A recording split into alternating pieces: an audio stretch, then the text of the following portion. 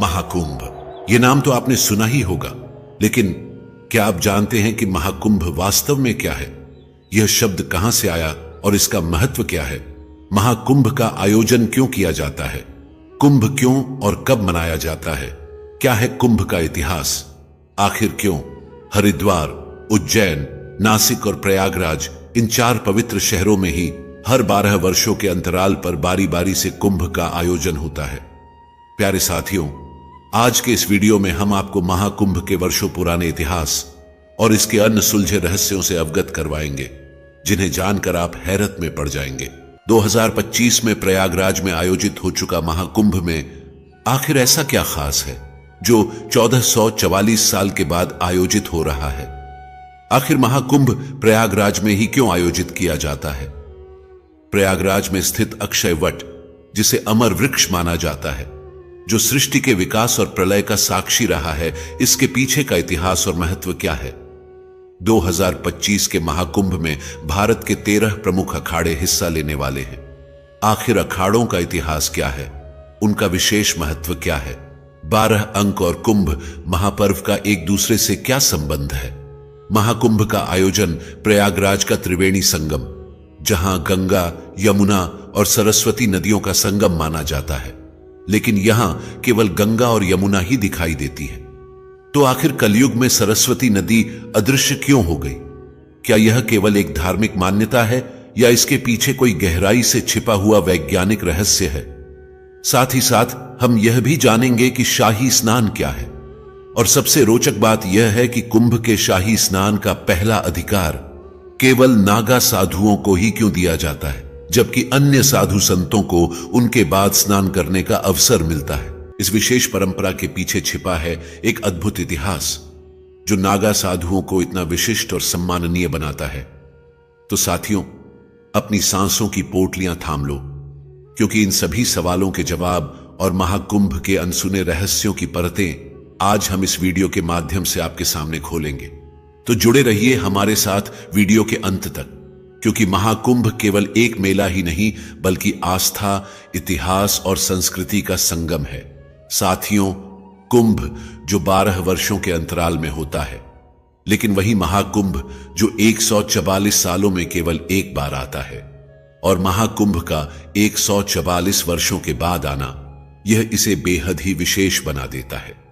इसी हिसाब से अगर हम अगले महाकुंभ की बात करें, तो अगला महाकुंभ मेला साल 2169 में ही आयोजित होगा। मतलब यह महाकुंभ हमारे जीवन का पहला और कलयुग का आखिरी महाकुंभ मेला है। साथियों, जरा सोचिए कि हम सभी कितने भाग्यशाली हैं जो पिछले 2 पीढ़ियों के बाद हमें महाकुंभ देखने को मिल रहा है, और हम सभी इस महाकुंभ के साक्षी बन रहे हैं। और इसके बाद यह अवसर केवल हमारी आने वाली दूसरी पीढ़ी, यानी कि शायद हमारे नाती पोते को ही मिल पाएगा। प्यारे साथियों, इस बार जो कुंभ मेला 13 जनवरी से प्रयागराज में आयोजित हो चुका है, वह कोई आम मेला नहीं, बल्कि 12 कुंभ मेलों के बाद होने वाला महाकुंभ मेला है। महाकुंभ जो केवल भारत में ही नहीं, बल्कि पूरी पृथ्वी पर हिंदुत्व का सबसे पवित्र और विशाल पर्व माना जाता है। यह पर्व इतना भव्य और पवित्र है कि इसकी तुलना किसी अन्य आयोजन से नहीं की जा सकती। यह 2025 का इतना बड़ा पर्व है जितना न पहले कभी हुआ है और न आगे कभी बन पाएगा। भारतीय अंतरिक्ष एजेंसी इसरो का भी कहना है कि कुंभ मेला इतना विशाल और भव्य होता है कि अंतरिक्ष से भी देखा जा सकता है। यही नहीं, महाकुंभ के महत्व को इस बात से भी समझा जा सकता है कि 2017 में इसे यूनेस्को ने मानवता की मूर्त सांस्कृतिक विरासत की सूची में भी शामिल किया, जो इसके ऐतिहासिक और सांस्कृतिक महत्व को स्पष्ट रूप से दर्शाता है।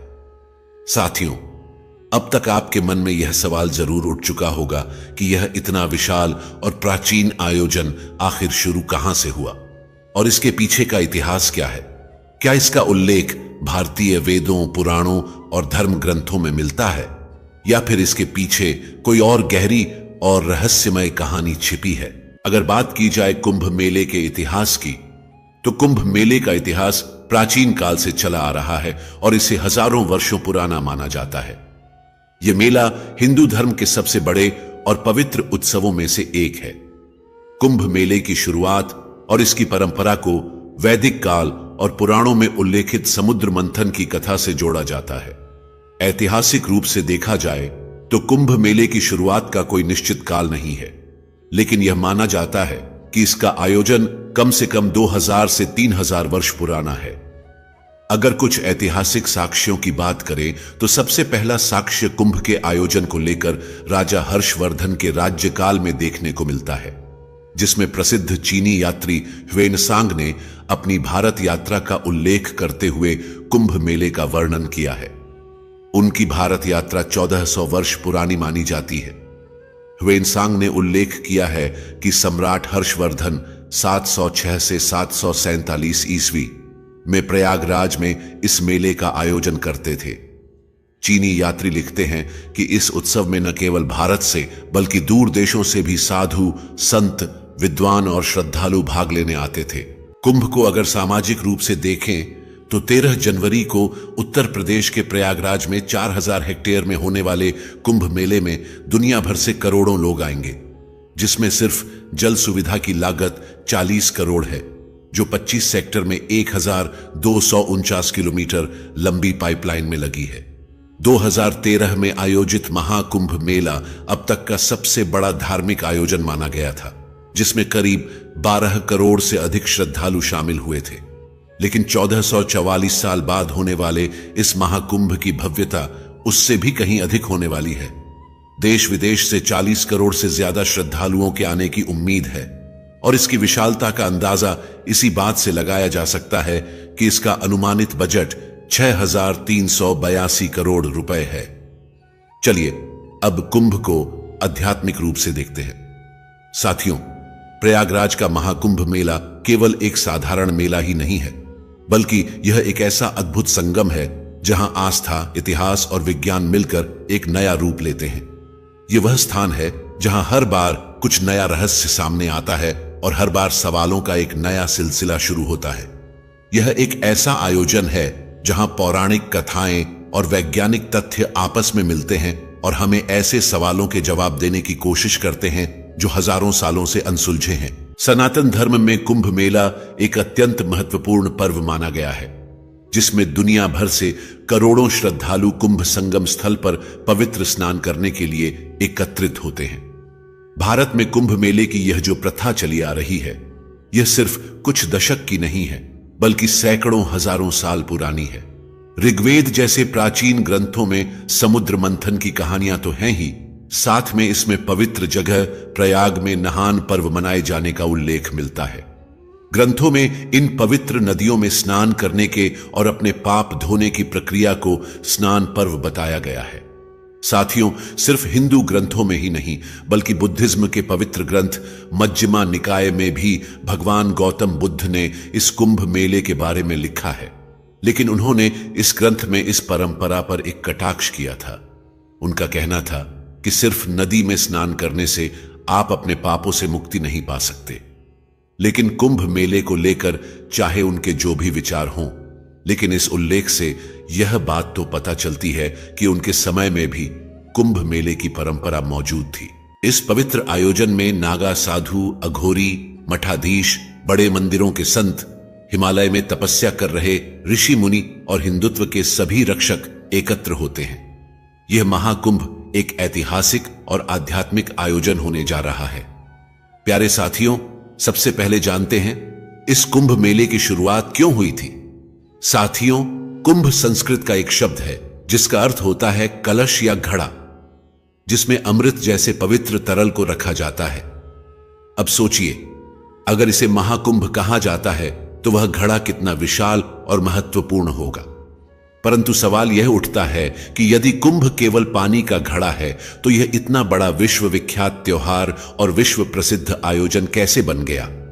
कुंभ मेले के इतिहास को समझने के लिए हमें दो महत्वपूर्ण पौराणिक कथाओं से परिचित होना पड़ेगा, जो इस पर्व की धार्मिक गहराई और सांस्कृतिक महत्व को उजागर करती है।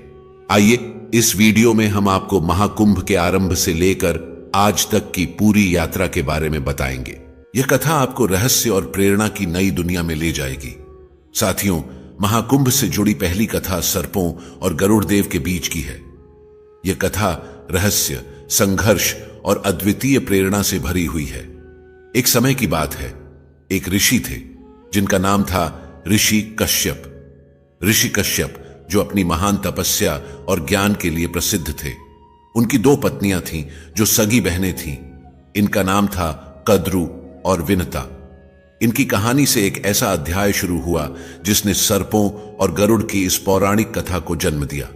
ऐसा माना जाता है कि इस संसार के सभी सांपों की जननी कद्रू है। लेकिन कहानी यहीं खत्म नहीं होती।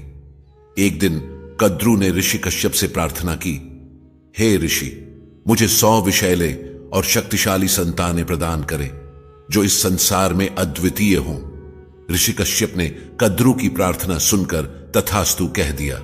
इसके पश्चात कद्रू को 100 अंडे प्राप्त हुए। यह देखकर विनता के मन में भी इच्छा जाग उठी।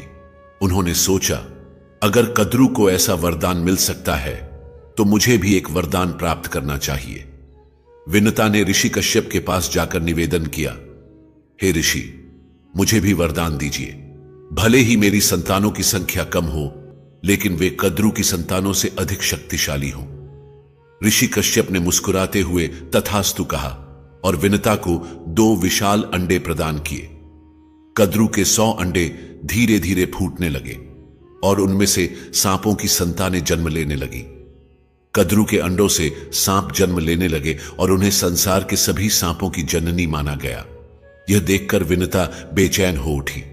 उनके मन में सवाल उठा, जब कद्रू के अंडे फूट रहे हैं और बच्चे आ रहे हैं तो मेरे अंडे क्यों नहीं फूट रहे? अधीरता में विनता ने अपने अंडों में से एक अंडा तोड़ दिया।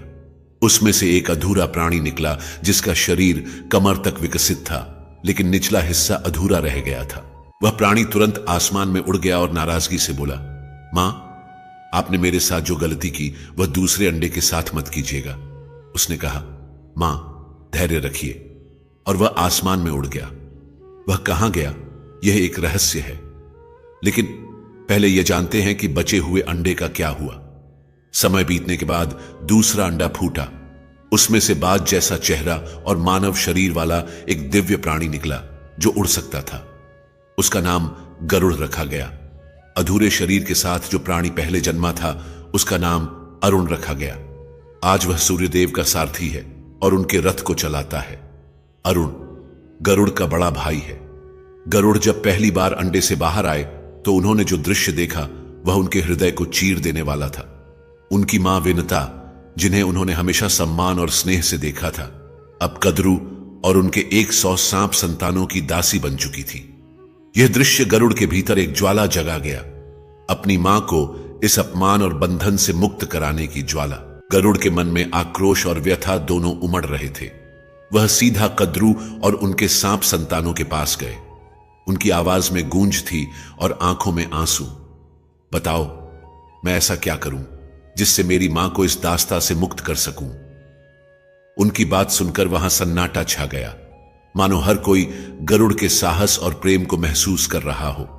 सांपों ने गरुड़ को चुनौती दी, अगर तुम अपनी मां को मुक्त करना चाहते हो तो वैकुंठ से अमृत कलश ले आओ।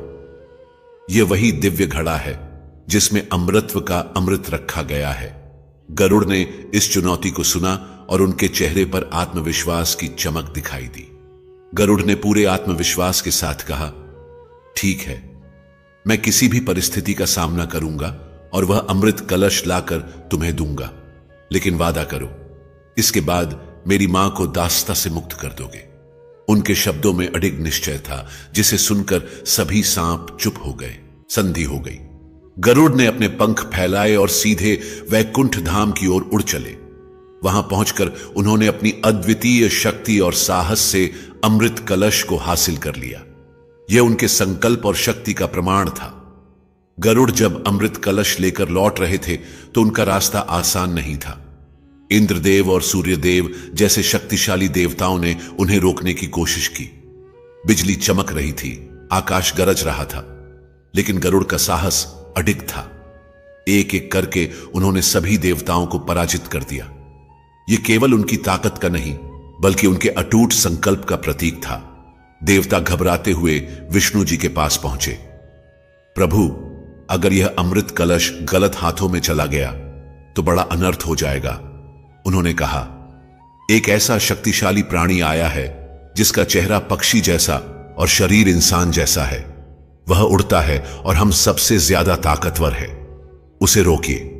प्रभु विष्णु जी ने युद्ध का मैदान संभाला और गरुड़ के सामने खड़े हो गए। दोनों के बीच भयंकर युद्ध हुआ, लेकिन इस दौरान विष्णु जी ने महसूस किया कि गरुड़ ने अमृत कलश को छुआ तक नहीं, ना ही उसे ग्रहण किया। उन्होंने गरुड़ से पूछा, तुम यह कलश क्यों ले जा रहे हो? क्या इसका उद्देश्य केवल चोरी करना है या कुछ और? विष्णु जी ने गरुड़ से कहा, जब अमृत कलश तुम्हारे हाथ में है तो तुम इसे ग्रहण क्यों नहीं कर रहे? क्या तुम्हारे इरादे कुछ और हैं? गरुड़ ने गहरी सांस ली और अपनी मां की पीड़ा की पूरी व्यथा सुनाई। उन्होंने कहा, प्रभु, यह अमृत कलश मैं केवल अपनी मां को मुक्त कराने के लिए ले जा रहा हूं, मैं इसे अपने लिए नहीं चाहता। विष्णु जी ने गरुड़ की बात सुनी और कहा, ठीक है, मैं तुम्हें यह अमृत कलश ले जाने दूंगा, लेकिन एक शर्त है, जब तुम इसे जमीन पर पहुंचा दोगे उसके बाद तुम हमेशा के लिए मेरे वाहन बन जाओगे। गरुड़ ने बिना किसी झिझक के यह शर्त स्वीकार कर ली। जैसे ही उन्होंने अमृत कलश जमीन पर रखा, विष्णु जी ने अपनी मायावी शक्तियों से उसे गायब कर दिया। गरुड़ ने अपनी पूरी शक्ति और साहस से अमृत कलश को सांपों और उनकी मां कद्रू के सामने रख दिया। यह दृश्य जैसे गरुड़ के दृढ़ संकल्प और विजय का प्रतीक बन गया। हर कोई चुपचाप देख रहा था, मानो समय थम गया हो। गरुड़ ने जो प्रण लिया था वह अंततः पूरा हो गया। सर्पों के सामने अमृत कलश रखते ही उनकी मां विनता को दास्ता से मुक्त कर दिया गया। वह क्षण गरुड़ के लिए गर्व और विनता के लिए राहत लेकर आया। विनता दास्ता से मुक्त हो गई, लेकिन अमृत और कलश सर्पों को नहीं मिल सका। यही है अमृत कलश की पहली कहानी।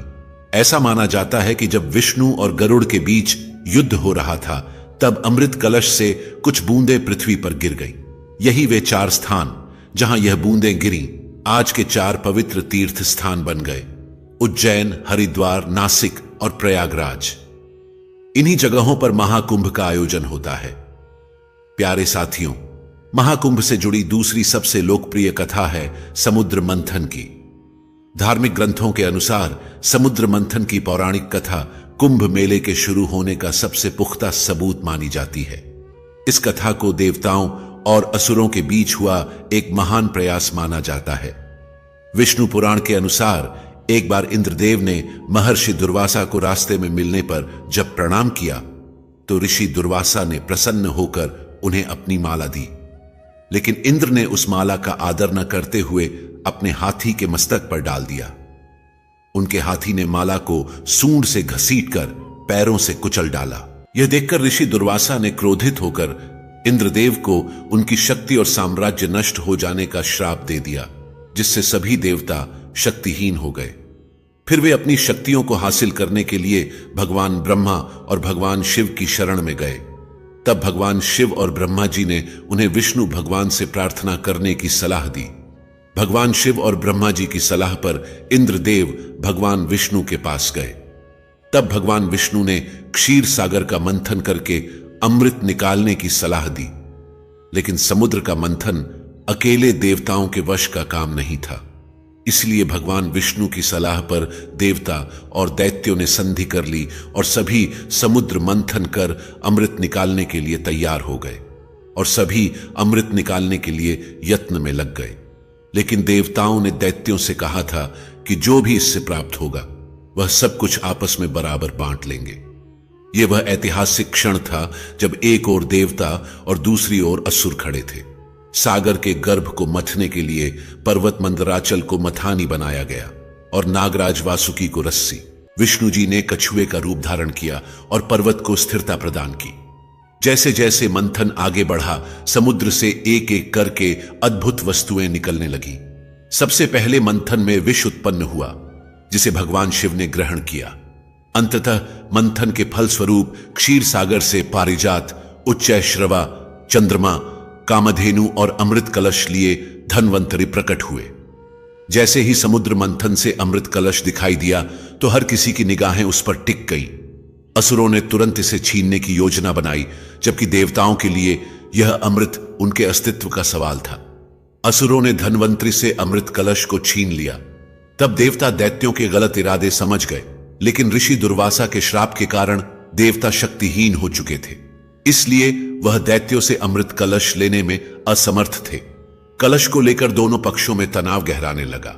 अमृत कलश को लेकर देवता और असुरों के बीच जबरदस्त खींचतान शुरू हो गई। देवता इसे असुरों के हाथों से बचाने के लिए हर संभव प्रयास कर रहे थे। यह एक संघर्ष था जिसमें दोनों पक्ष अपनी पूरी ताकत झोंक रहे थे। देवताओं की शक्तिहीनता को ध्यान में रखते हुए भगवान विष्णु ने असुरों का ध्यान भटकाने के लिए मोहिनी का रूप धारण किया और अपनी मायावी शक्ति से अमृत को देवताओं में बांट दिया। समझौते के अनुसार दैत्यों को उनका हिस्सा नहीं दिया गया। तब राक्षसों और देवताओं में 12 दिन और 12 रातों तक युद्ध होता रहा, लेकिन यह 12 दिन पृथ्वी के दिनों की तरह नहीं थे। देवताओं का एक दिन मानव की 1 साल के बराबर होता है। यह दिव्य काल था।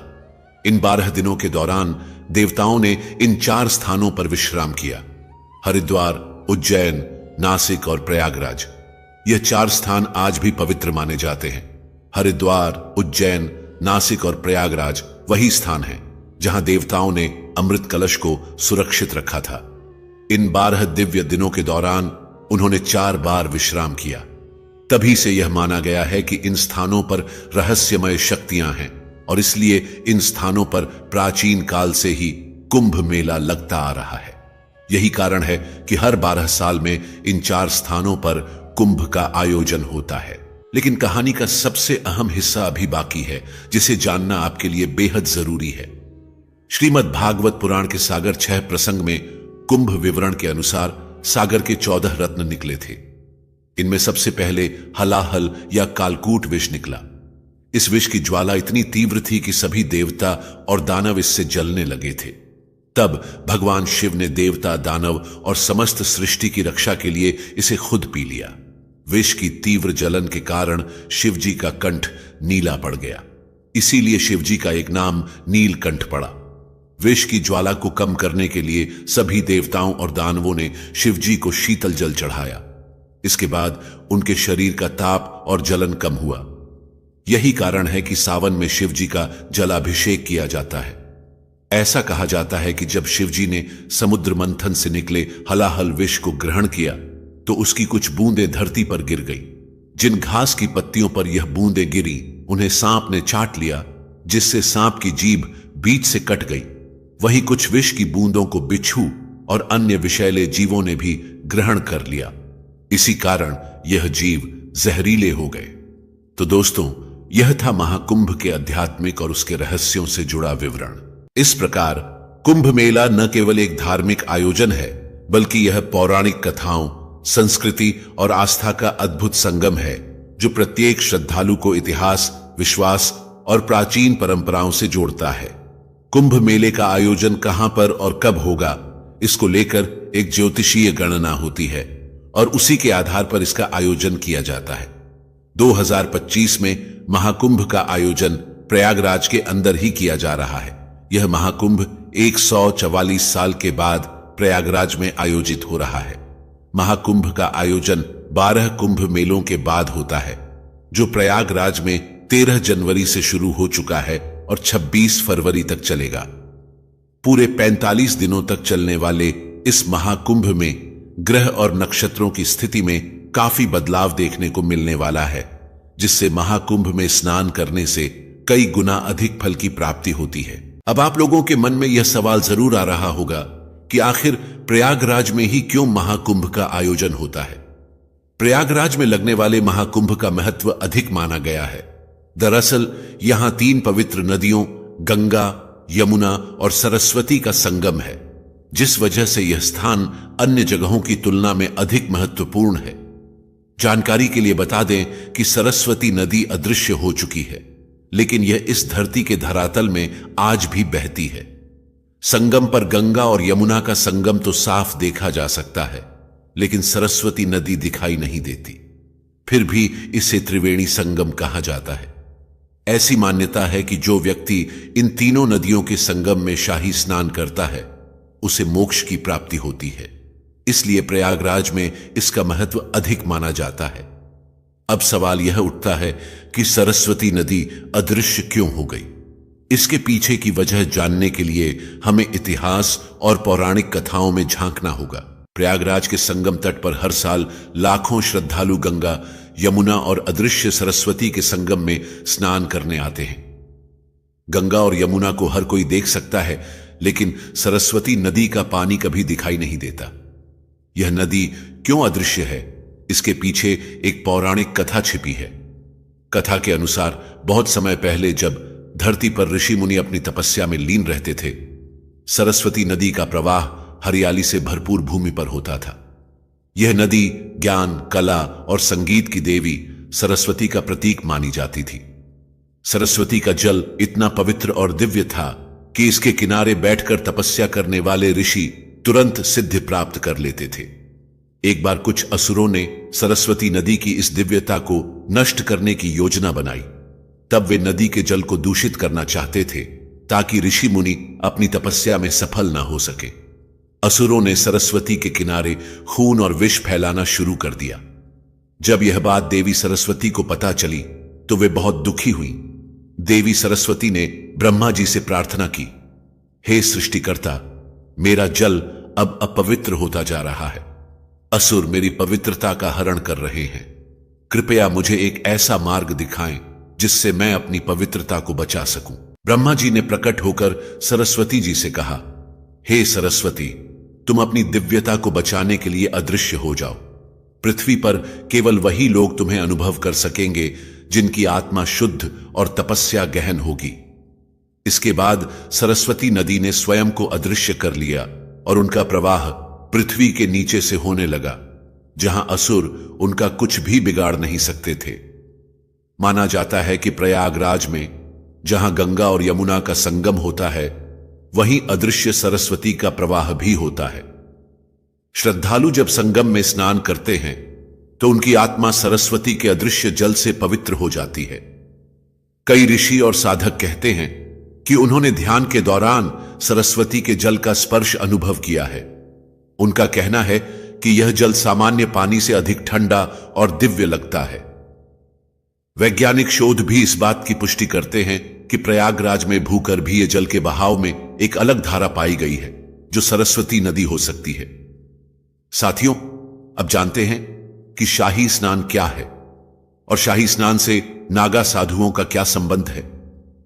दोस्तों, हमने महाकुंभ के इतिहास के बारे में तो जान लिया है।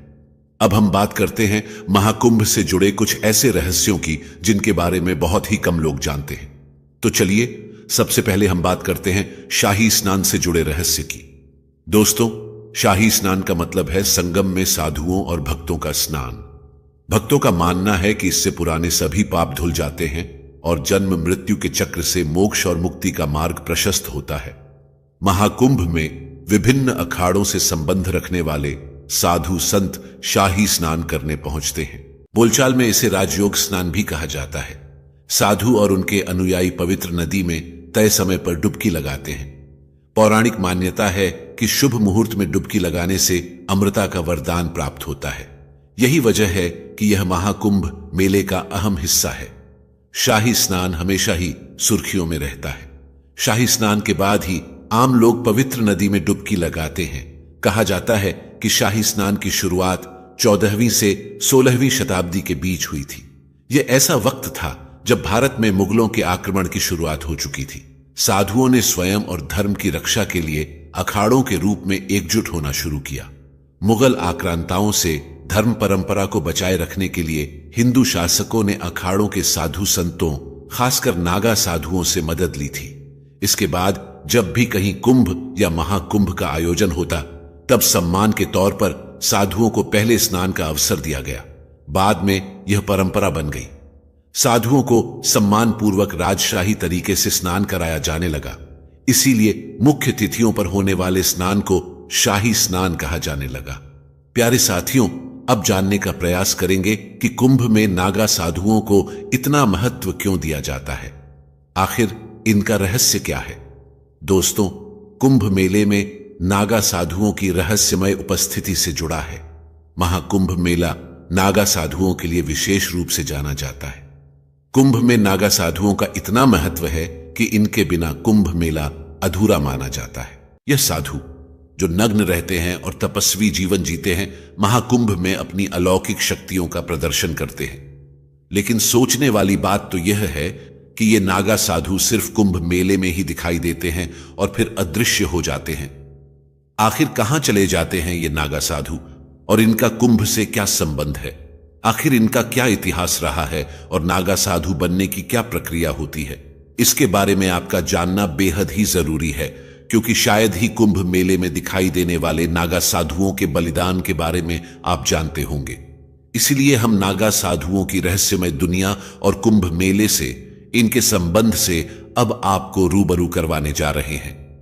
दोस्तों, जितने ये नागा साधु दिखने में विचित्र लगते हैं, उतना ही इनका इतिहास भी विचित्र है।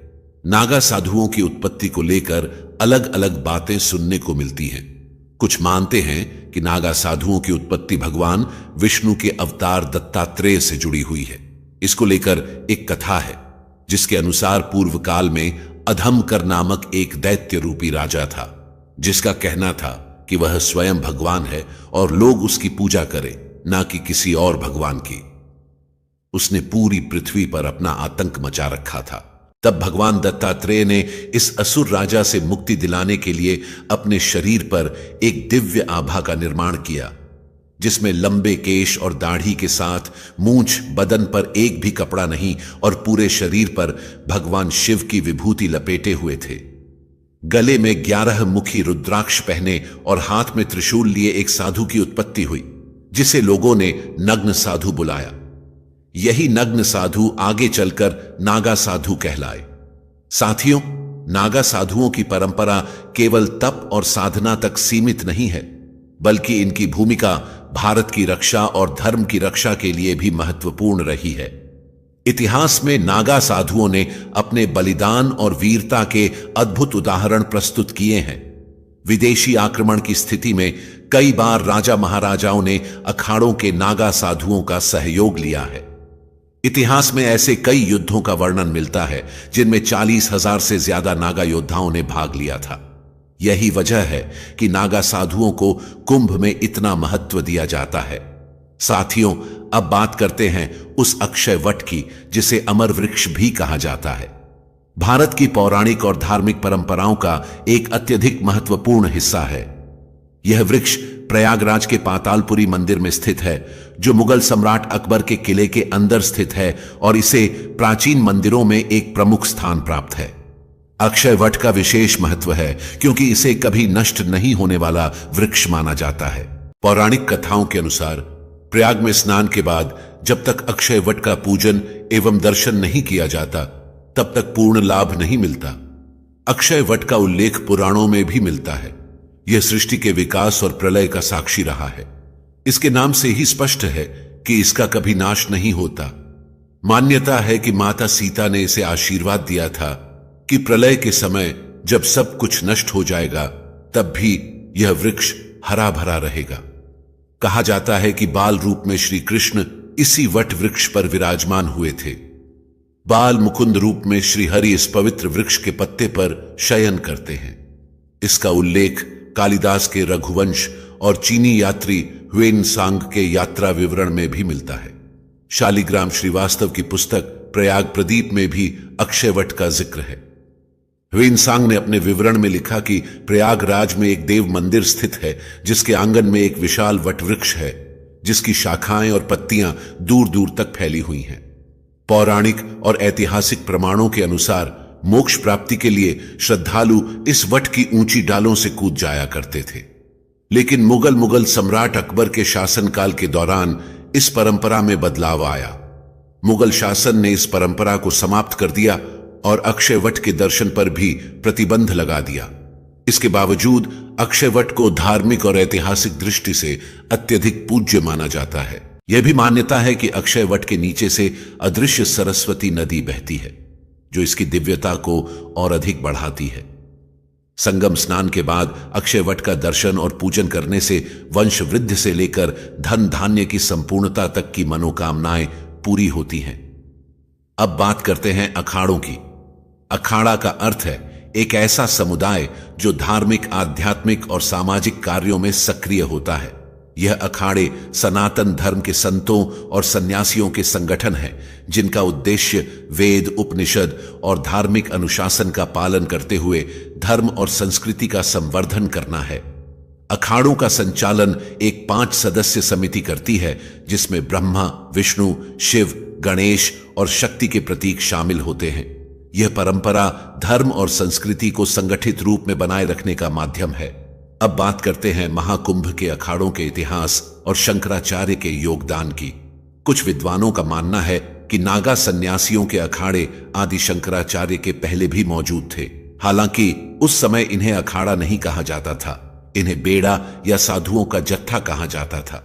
अखाड़ा शब्द का चलन मुगल काल से शुरू हुआ और तभी से इसे एक संगठित समुदाय के रूप में पहचान मिली। अखाड़ों को समझने के लिए हमें आदि शंकराचार्य के योगदान को जानना होगा, क्योंकि उन्होंने ही अखाड़ों की स्थापना का विचार प्रस्तुत किया था। 7वीं शताब्दी में विदेशी आक्रमणकारी भारत की समृद्धि से आकर्षित होकर यहां आते थे। कुछ धन संपत्ति लूटकर चले जाते, तो कुछ भारत की आध्यात्मिक आभा से प्रभावित होकर यहीं बस जाते। लेकिन इस दौरान भारत की शांति व्यवस्था और सनातन धर्म कमजोर पड़ने लगा। धर्मशास्त्रों और ईश्वर पर तर्क होने लगे और शास्त्रों को चुनौती दी जाने लगी। ऐसे समय में आदि गुरु शंकराचार्य ने धर्म को एक नई दिशा देने और भारत को एकता के सूत्र में बांधने का बीड़ा उठाया। उन्होंने 4 दिशाओं में 4 पीठों की स्थापना की। पूर्व में गोवर्धन पीठ, उत्तर में शारदा पीठ, पश्चिम में द्वारिका पीठ और दक्षिण में ज्योतिर्मठ पीठ। इन पीठों ने भारत की आध्यात्मिक और सांस्कृतिक धारा को जीवित रखने का कार्य किया। शंकराचार्य ने समझाया कि भौगोलिक चाहे कितनी भी हो, सनातन धर्म की नींव एक ही है। बहुत कम उम्र में ही उन्होंने वेद, उपनिषद और शास्त्रों का गहन अध्ययन कर लिया था। उनकी दृष्टि में सनातन धर्म केवल पूजा पाठ तक सीमित नहीं था, बल्कि यह जीवन जीने का एक मार्ग था।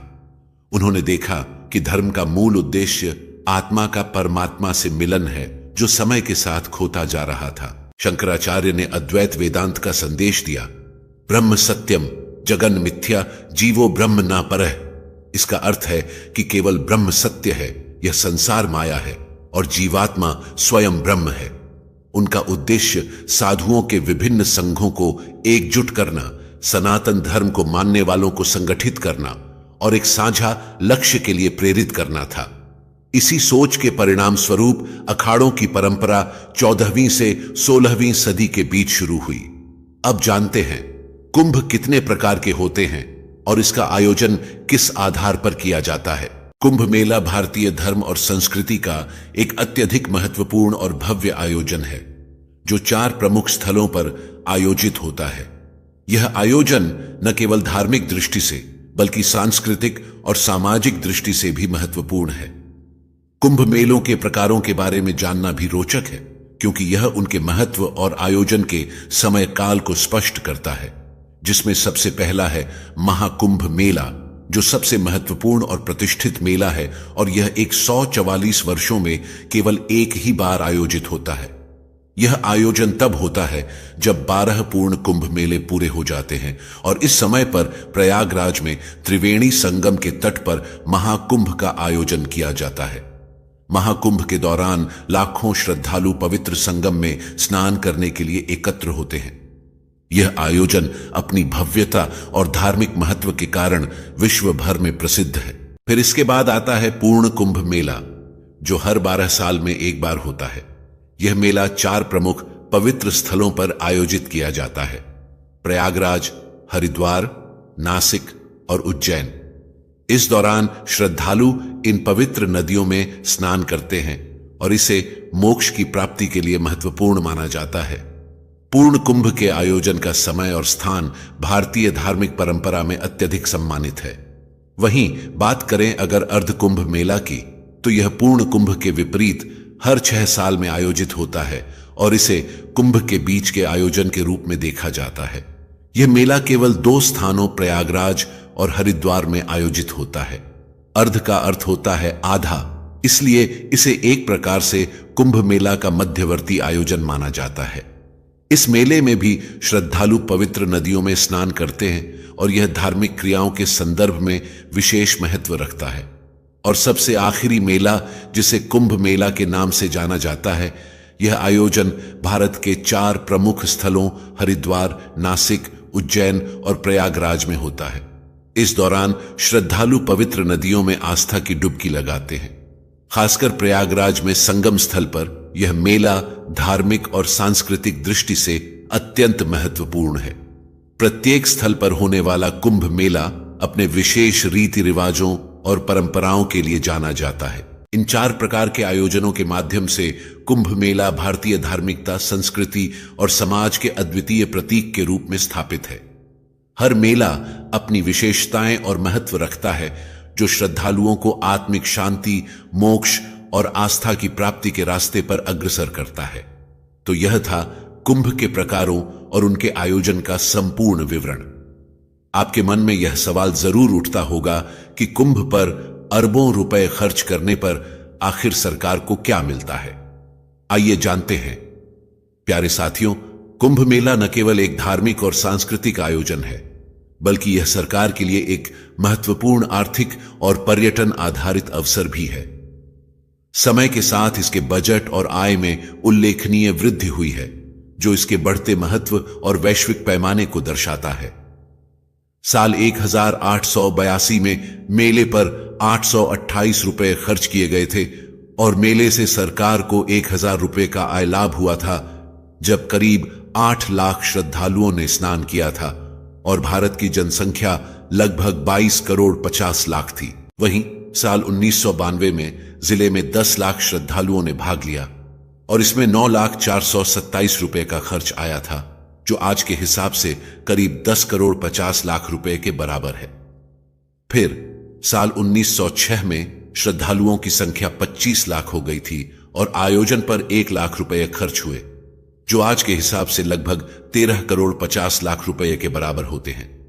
वहीं 1918 में महाकुंभ में श्रद्धालुओं की संख्या 30 लाख हो गई और आयोजन पर 1,37,000 रुपए खर्च हुए, जो आज के हिसाब से लगभग 16 करोड़ 44 लाख रुपए के बराबर है।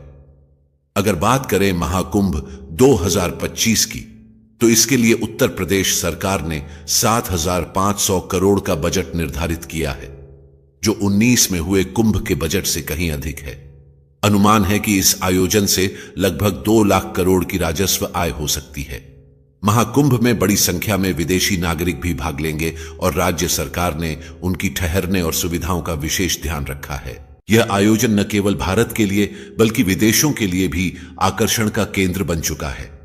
महाकुंभ का आयोजन 13 जनवरी से 26 फरवरी तक यानी 45 दिनों के लिए होगा।